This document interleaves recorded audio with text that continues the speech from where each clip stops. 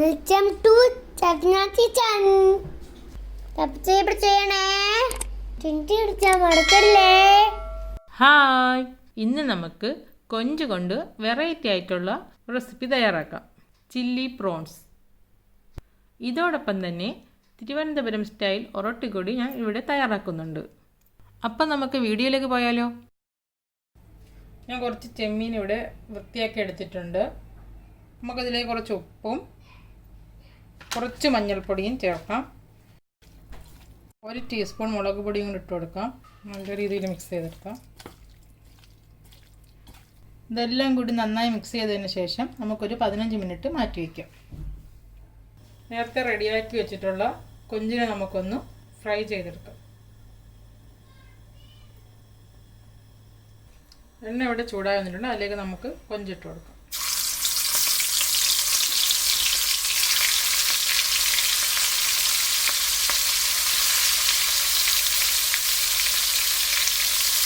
നമുക്കൊരു shallow fry ചെയ്തെടുത്താൽ മതിയാവും.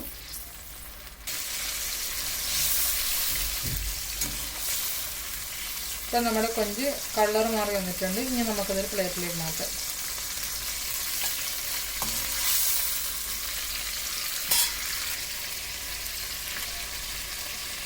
ബാക്കി നമുക്കിത് നമുക്ക് ഫ്രൈ ചെയ്തെടുക്കാം.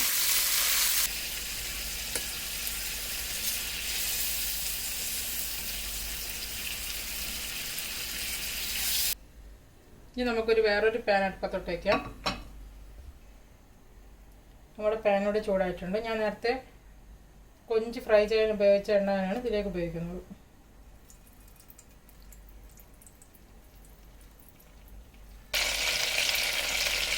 ഇത് നമുക്ക് അരിഞ്ഞെടുത്തിട്ടുള്ള സവാള ഇതിലേക്ക് ചേർത്ത് കൊടുക്കാം. ഞാൻ 2 സവാളയാണ് ഇവിടെ എടുത്തിട്ടുള്ളത്.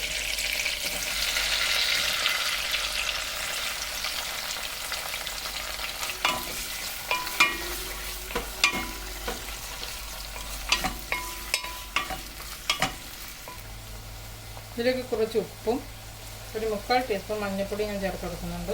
അതും കൂടി നമുക്ക് നന്നായി ഒന്ന് ഇളക്കി കൊടുക്കാം.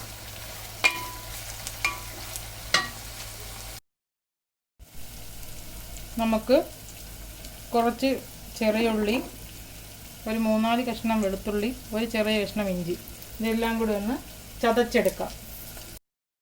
ഈ രീതിയിലാണ് ഞാൻ അടിച്ചെടുത്തിട്ടുള്ളത്. അതും കൂടി നമുക്ക് അതിലേക്കൊന്ന് ചേർത്ത് കൊടുക്കാം.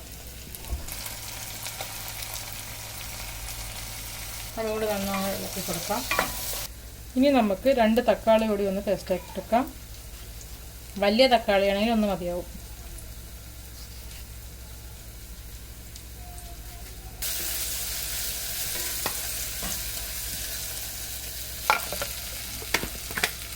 ഇടയ്ക്കിടയ്ക്ക് നമ്മുടെ ഉള്ളി ഇളക്കി കൊടുക്കാൻ മറന്നു പോകരുത്. ഇത് നമുക്കൊന്ന് അടിച്ചിട്ട് വരാം. തക്കാളി ഞാൻ അടിച്ചെടുത്തിട്ടുണ്ട്. ഇതും കൂടി നമുക്ക് അതിലേക്ക് ചേർത്ത് കൊടുക്കാം.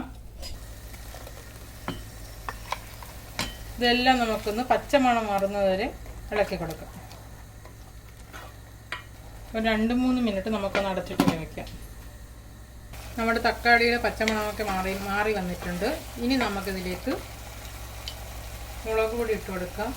3 ടേബിൾ സ്പൂൺ കാശ്മീരി മുളക് പൊടിയാണ് ഞാൻ ഇതിലേക്ക് ചേർക്കുന്നത്. ഒരു 1/2 ടീസ്പൂൺ മഞ്ഞൾപ്പൊടി. അതും കൂടി നമുക്ക് നന്നായി ഇളക്കി കൊടുക്കാം. ഇതിലേക്ക് കുറച്ച് വെള്ളം കൂടി ഞാൻ ചേർത്ത് കൊടുക്കുന്നുണ്ട്. ഒരു 1/2 ഗ്ലാസ് വെള്ളമാണ് ഞാൻ ചേർത്ത് കൊടുക്കുന്നത്. ഇത് നമുക്ക് ചെറിയ തീയിൽ കുറച്ച് നേരം ഒന്ന് അടച്ചിട്ട് വേവിച്ച് കിട്ടും. ഇപ്പം നമ്മുടെ മസാലയൊക്കെ നല്ല രീതിയിൽ കുറുകിയൊക്കെ വന്നിട്ടുണ്ട്.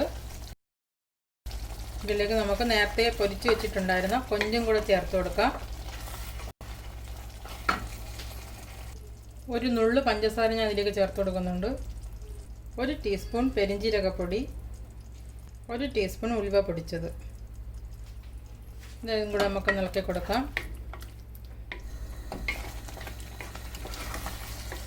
ഒരു 2 മിനിറ്റ് ഒന്ന് അടച്ചിടാം. നമ്മുടെ കറി നന്നായി തിക്കായി വന്നിട്ടുണ്ട്. നമ്മുടെ ചില്ലി പ്രോൺ ഇവിടെ അടിപൊളിയായി വന്നിട്ടുണ്ട്. ഇനി നമുക്കിത് ഒരു സെർവിങ് ബൗളിലേക്ക് മാറ്റാം.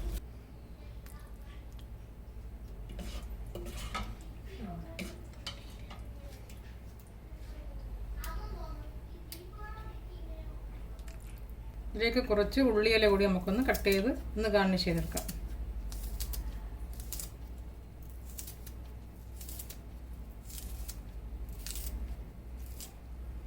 നമുക്കിതിനോടൊപ്പം ഉരട്ടി കൂടി തയ്യാറാക്കിയെടുക്കാം. തിരുവനന്തപുരം സ്റ്റൈൽ ഉരട്ടിയാണ് ഞാൻ ഇവിടെ റെഡിയാക്കുന്നത്. ഗോതമ്പ് മാവിലും അരിമാവിലും നമുക്കിത് റെഡിയാക്കിയെടുക്കാം. ഞാനിവിടെ ഗോതമ്പ് മാവാണ് ഉപയോഗിക്കുന്നത്. ഞാനിവിടെ ഒരു 1.5 കപ്പ് വെള്ളം എടുത്തിട്ടുണ്ട്. നമ്മുടെ വെള്ളം ഇവിടെ തിളച്ച് വന്നിട്ടുണ്ട്. അതിലേക്ക് നമുക്ക് ആവശ്യത്തിനുള്ള ഉപ്പിട്ട് കൊടുക്കാം. ഇനി നമുക്കിതിലേക്ക് മാവ് ചേർത്ത് കൊടുക്കാം. ലോ ഫ്ലെയിമിലിട്ടിട്ടാണ് നമുക്ക് മാവ് ചേർത്ത് കൊടുക്കാൻ. ഇനി ഒന്ന് തീ കൂട്ടിയതിന് ശേഷം നമുക്കിത് നന്നായിട്ടൊന്ന് മിക്സ് ചെയ്തെടുക്കാം. ഇതിലേക്ക് കുറച്ച് തേങ്ങ കൂടി ചേർത്ത് കൊടുക്കുന്നുണ്ട്. ഫ്രഷ് തേങ്ങ ഉപയോഗിക്കുന്നതാണ് നല്ലത്. ഞാനിവിടെ ഫ്രോസൺ തേങ്ങയാണ് ഉപയോഗിച്ചിട്ടുള്ളത്. ഇനി നമുക്ക് ഫ്ലെയിം ഓഫ് ചെയ്യാം. കുറച്ചൊരു പാത്രത്തിലേക്ക് മാറ്റി ഇതേ രീതിയിലൊന്ന് കുഴച്ചെടുക്കാം. ബാക്കിയും കൂടി നമുക്ക് ഇതിലേക്ക് മാറ്റി കുഴയ്ക്കാം. കൈ ഒന്ന് നനച്ച് വേണം നമുക്ക് ഈ മാവൊന്ന് കുഴച്ചെടുക്കാൻ.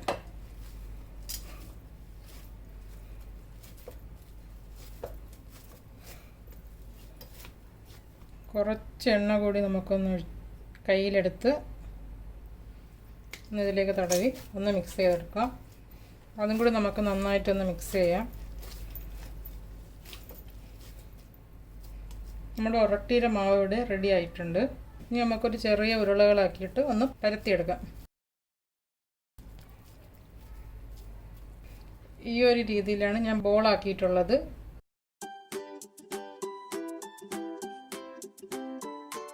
നമുക്കതൊന്ന് പരത്തിയെടുക്കാം. ഇത് ചുട്ടെടുക്കാൻ വേണ്ടി ഒരു പാൻ ഒന്ന് അടുപ്പത്ത് വയ്ക്കാം. പാൻ ഇവിടെ ചൂടായിട്ടുണ്ട്. നമുക്ക് നമ്മുടെ ഉരട്ടി അവിടെ ചുട്ടെടുക്കാം.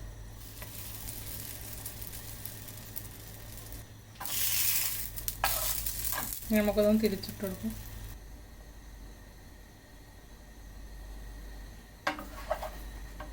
നമ്മുടെ ഉരട്ടി ഒന്ന് മൊരിഞ്ഞു വന്നിട്ടുണ്ട്. ഇനി നമുക്കതൊരു പാത്രത്തിലേക്ക് മാറ്റാം.